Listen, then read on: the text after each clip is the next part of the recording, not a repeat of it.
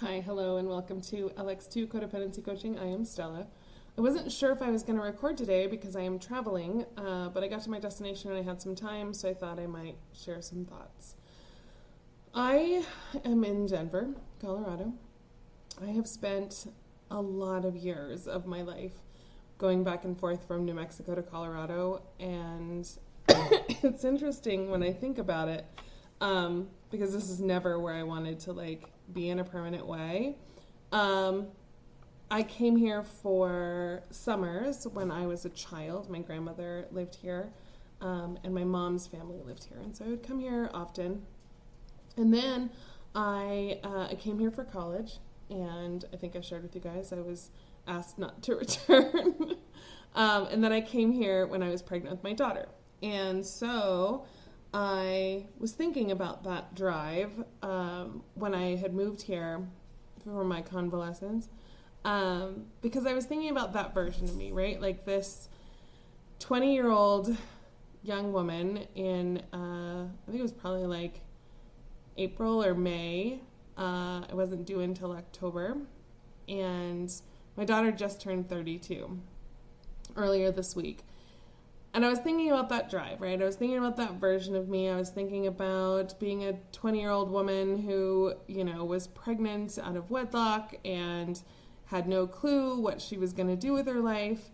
And I started thinking about, the road ahead, right? Anybody who's driven from Albuquerque to Denver on I-25 knows that, traffic slows significantly down right around Colorado Springs, even if there's no construction. That's just what happens. And then it also slows down when you get into Denver. And I remember driving and touching my stomach. I was relatively newly pregnant at that point after my first trimester. And just, terrified, but also hopeful. I remember crying, all those things.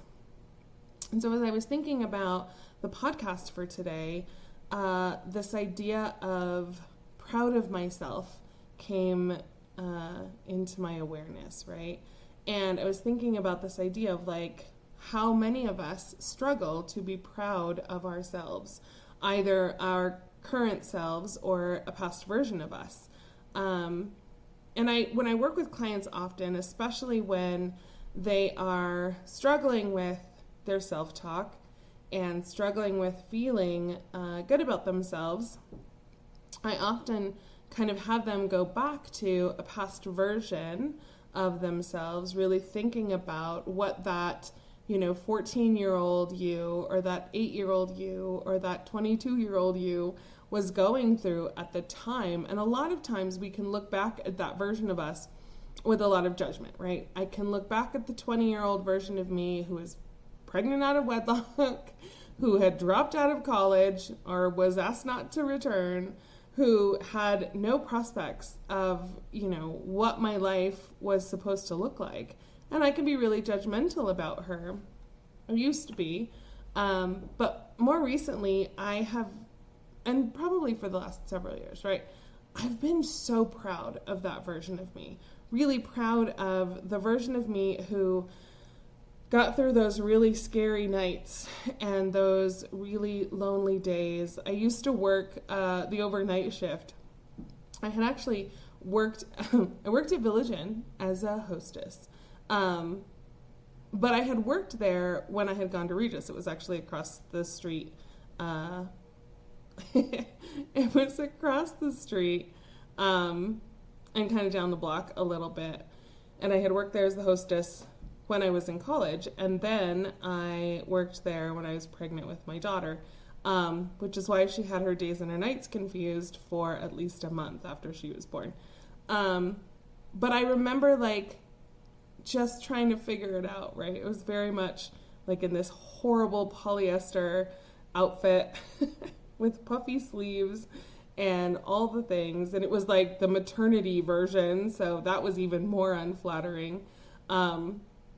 And I remember standing outside in the middle of the night, right? I worked the weekend shift. I worked so after the bar rush, and certainly it was off Highway 70.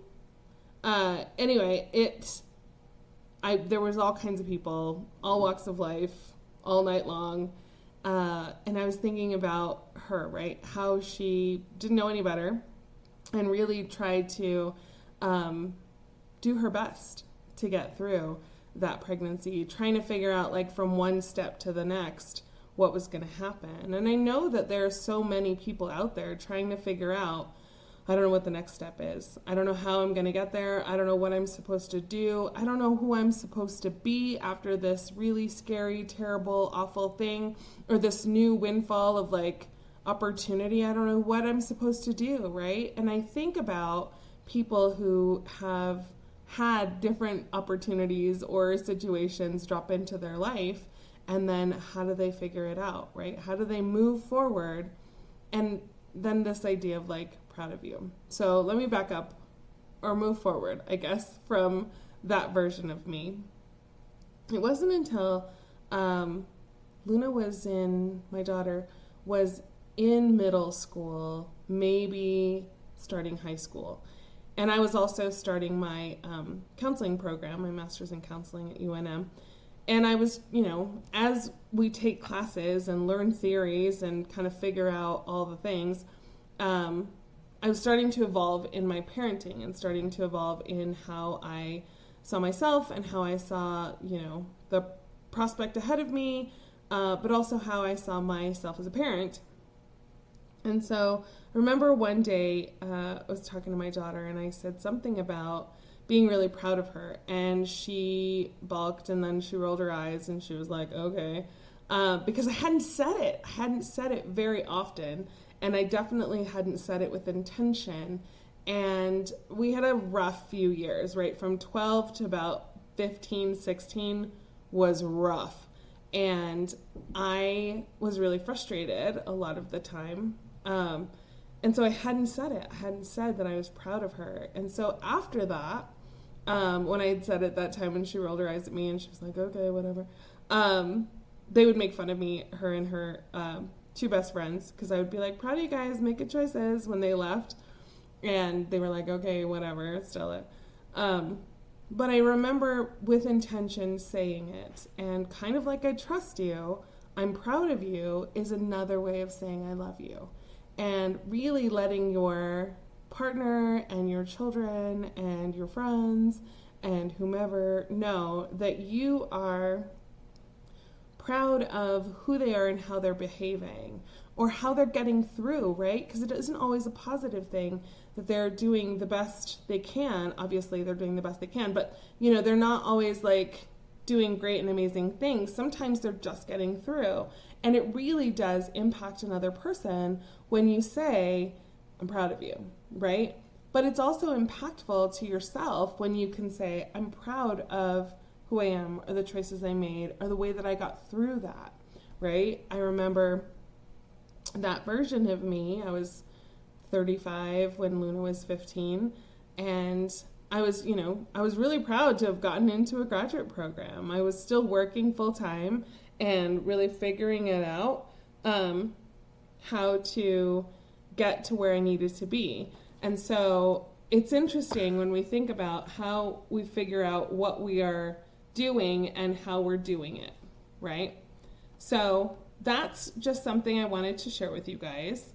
Recognizing that we are often trying to move from one, kind of situation or circumstance to the next, and how we are dealing with it, but also, how we're getting through it. And so when we look at those past versions of ourselves, when we acknowledge that those past versions of ourselves are the ones that went through the hard stuff, right? Like, we're going through the hard stuff right now, but that version of us was dealing with difficult and challenging things. And rather than, a lot of times we'll be like, oh, I was so dumb, or I made the wrong choice, or that relationship I could have done better, whatever it is, right? Really acknowledging that, like, yes, that could be true, but also, that version of you couldn't stand here and say that version of you was dumb or made the wrong choice if you hadn't gotten through it, right? If you hadn't gotten past it, if you hadn't learned the lesson that you needed to learn from that.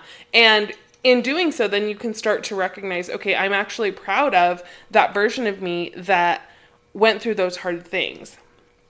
And I'm proud of the fact that, like, even though it may not have been my best choice or my best moment or the thing that I was supposed to in air quotes, it was the thing that I had to go through to get to this place.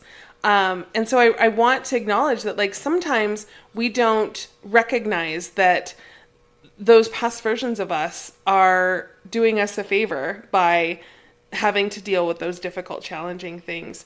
And sometimes, I know for myself, we have to learn the lesson in multiple ways. It's funny, haha, and interesting, but, sometimes the universe only whispers a couple times before it hits us in the face with the 2x4 and gives us like one thing after the next thing after the next thing. And then we're like, oh, maybe I'm supposed to learn something here.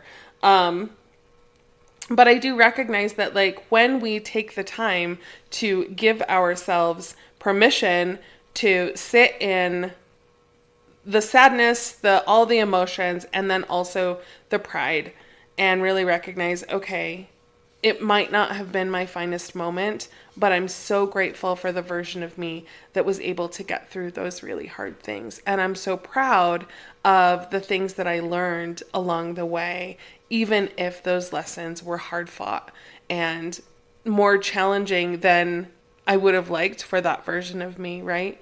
Another thing that I tell clients often, and friends too, but like, thinking about your 15-year-old self or your 14-year-old self or your 12-year-old self, looking at the life that you've created, for positive or negative, really thinking, is this where you thought you would be? I know I've shared with you guys before, I've had lots of clients who never thought they'd make it past their 18th birthday, and then they're grown-ups, right? And so they're like, I don't know how I got here, but I did, and I'm grateful that I was able to do that.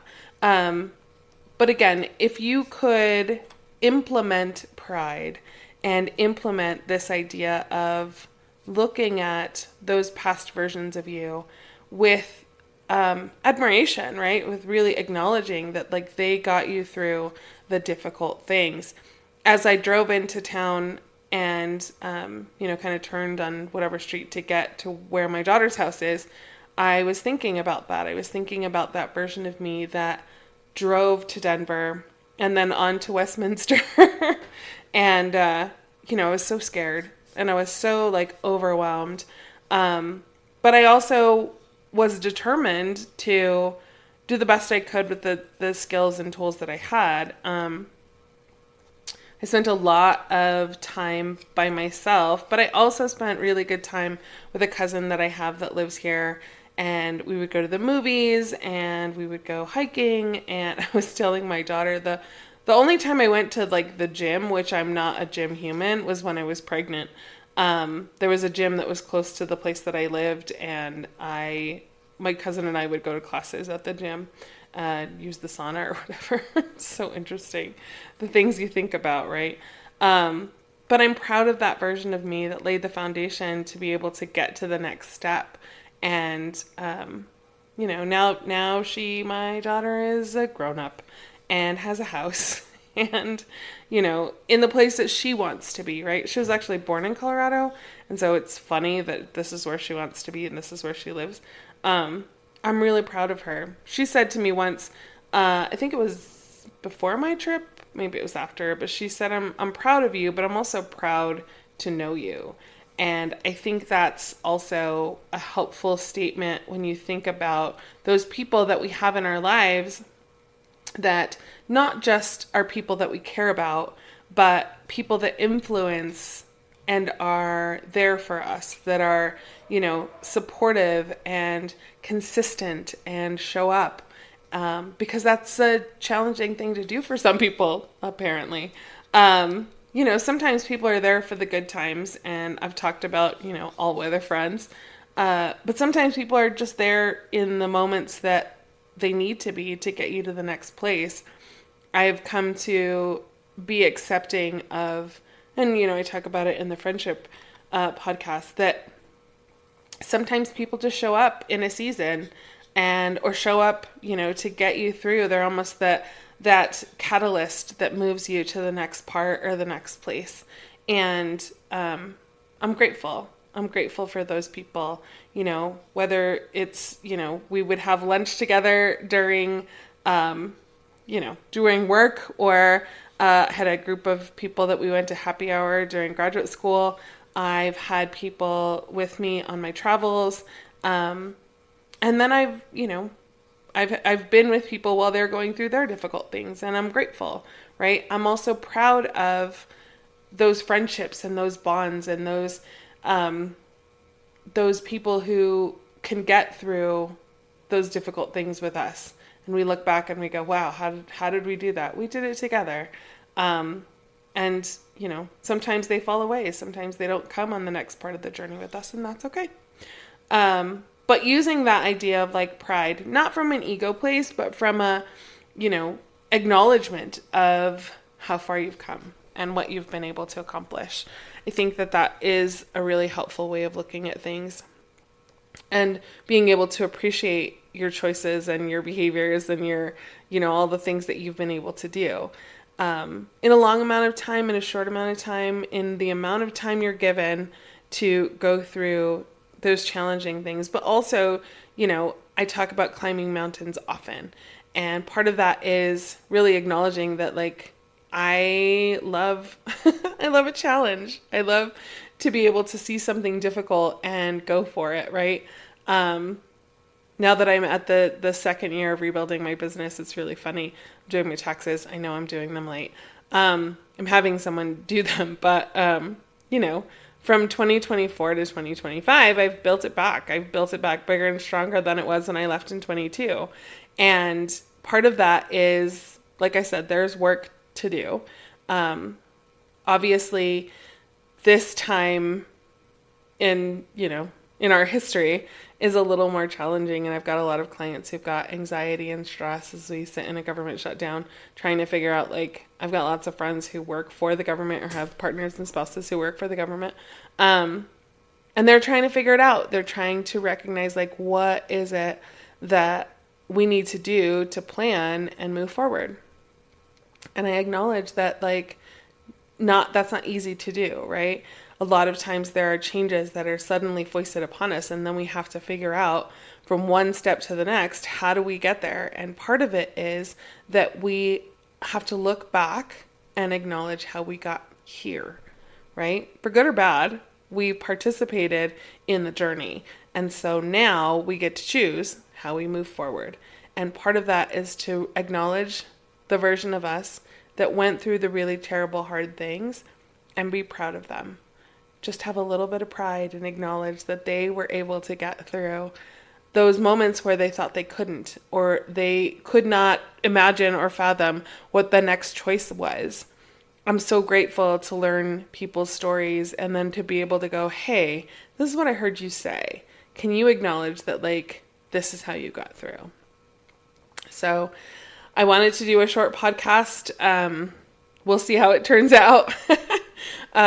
Using my same equipment, but in a new space, and with a bit of a loud fan. So anyway, I hope that you are all going to take a moment, right, to acknowledge the you that you've been before now, those hard things, those challenging times that you didn't know how you were going to get through, and then be proud of that version of you. Be proud of the things that you're doing today to make the choices and make the circumstances that you're living in a little bit better. Not perfect, because there is no such thing, but recognizing that you have gotten this far. So you must be doing something, either right or continuing to perpetuate yourself forward. But take a moment to be proud of yourself, and also to acknowledge the people around you. And if you are proud of who they are and how they have shown up for you, take a moment to acknowledge them. Anyway, there's your nugget. I will talk to you soon. I'll be back next weekend, next Friday. All right, take care.